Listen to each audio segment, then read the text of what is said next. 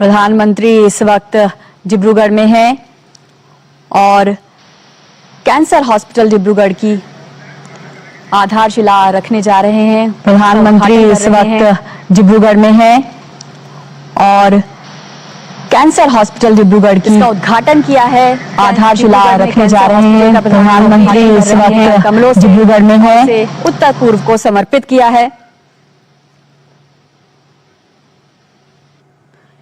इस हॉस्पिटल में मौजूद सुविधाओं का अवलोकन करेंगे।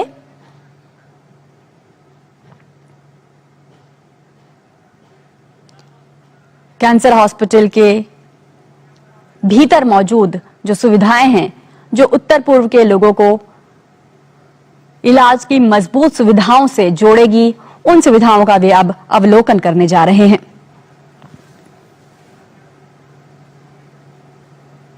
डिब्रूगढ़ कैंसर अस्पताल राष्ट्र को समर्पित किया प्रधानमंत्री ने और यहां पर वे दृश्य जो इस अस्पताल के भीतर मौजूद बेहतरीन सुविधाओं को दर्शा रहे हैं।